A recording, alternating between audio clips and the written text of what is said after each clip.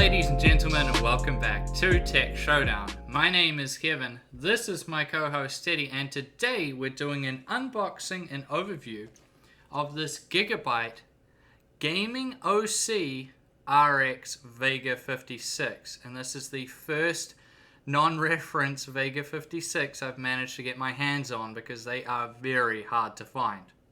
Now before we get into the video, I just want to tell you guys, YouTube's been really weird lately in terms of videos haven't been going out to subscribers and not showing up on channels.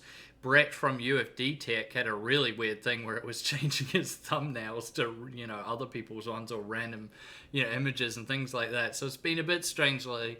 But if you want to get all my videos, of course, if you're subscribed, just click the bell icon. And that will give you the notifications, and that way you won't miss any of them, because I'm not sure sometimes if they're getting out to everybody. Now, with that being said, let's get into this unboxing and overview. So, yeah, these non-reference Vega cards are just so hard to find. It's getting a bit easier now, but for a while there, it was just impossible. So that's why it's taken me so long to get my hands on one. So let's open up the top here. This out. Alrighty. So, just says Gigabyte. We open this up. Whoops, daisies. We have the... Oh boy, that was in there tight. We have the graphics card. We'll look at that in a second. Oh, wow, that is like surprisingly heavy. I'm always surprised. I guess it's because I'm used to NVIDIA cards. Now, we have an 8-pin to 6-pin, dual 6-pin power adapter there. Oh, and just driver CD and a quick start guide in the bottom of the box. That is it. So very, very minimal in terms of everything it comes with. Very minimal indeed. However, all you guys mainly care about is the graphics card. Ooh. There we go.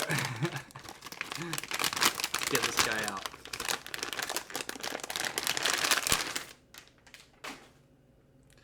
Very nice.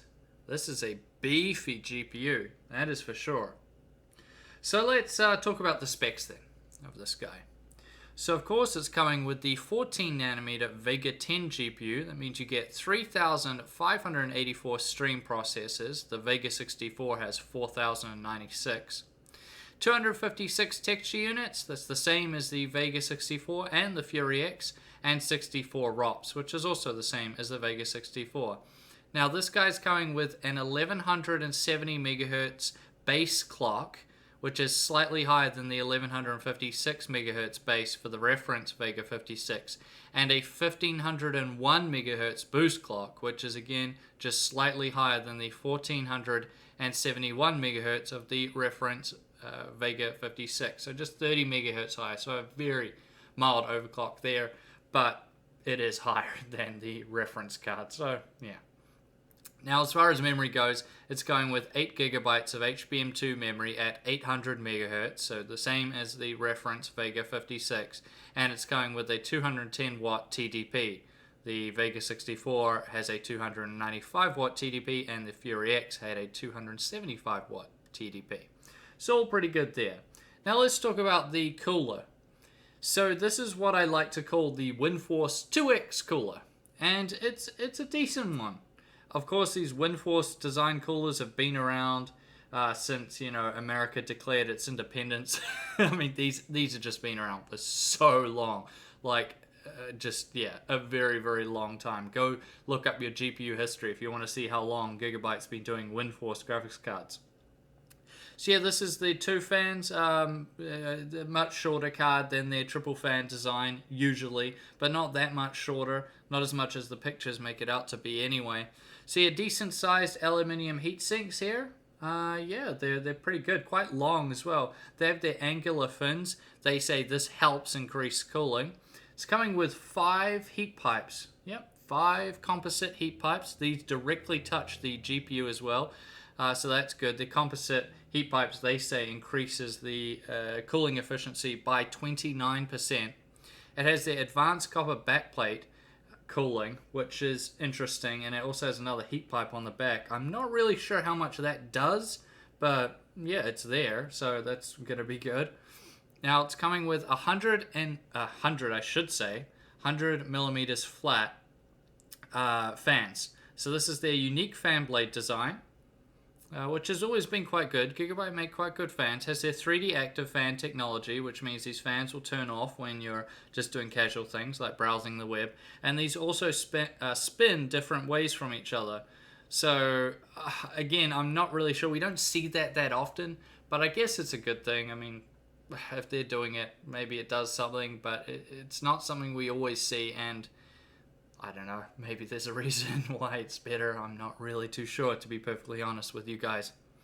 Now, it comes with their 12+1 power phases and high-grade chokes and capacitors. That's going to be good for this card in terms of lifespan. And also, if you're going to plan on overclocking with it, in theory, that should mean you get better and higher overclocks with this graphics card. Now that we're done with that, let's talk about the power. So, up top there, you see it takes two 8-pin power connectors.